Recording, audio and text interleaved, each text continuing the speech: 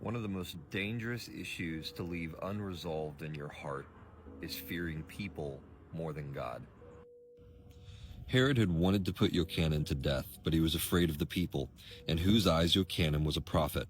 However, at Herod's birthday celebration, Herodias' daughter danced before the company and pleased Herod so much that he promised with an oath to give her whatever she asked.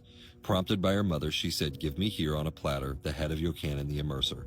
The king became deeply upset, but out of regard for the oaths he had sworn before his dinner guests, he ordered that her wish be granted, and sent and had Yochanan beheaded in prison. Now, the thing that's interesting to me about that verse is that it says, out of regard for his oaths that he swore before his dinner guests. Now, Herod was a pretty wicked king, and so I doubt that he cared all that much about any oath that he particularly swore. But because it was sworn before his dinner guests, now it becomes a bit of a quandary, because he's caught between his fear of the people and his fear of the people in his inner circle. You see, that's the thing. We will yield to whatever we fear the most. And if you don't know what you fear the most, then it will be in a moment when you least expect it, in a moment where your mouth got out ahead of your thoughts, that you find out what you truly fear. And that becomes the thing that you yield to.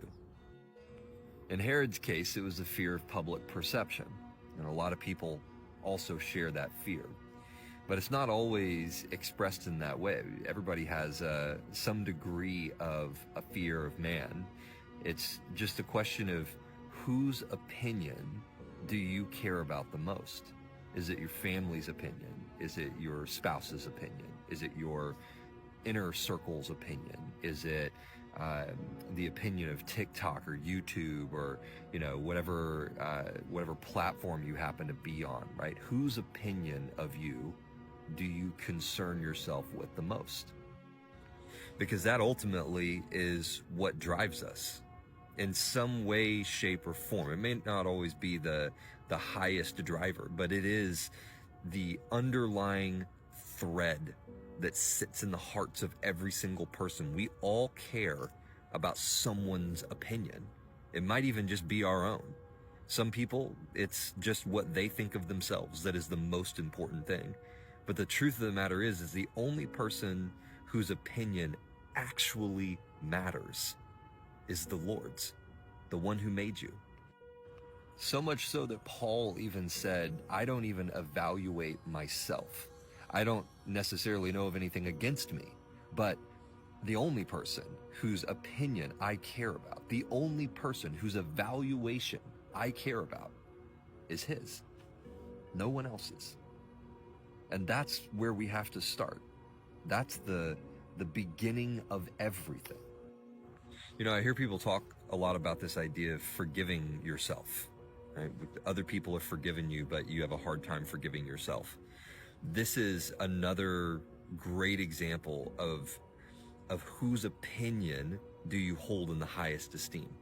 Because the concept that God, the God of the universe, has forgiven you because of Christ Jesus, he's forgiven you. And yet you can't let it go. You can't forgive yourself. That tells you whose opinion you value the most.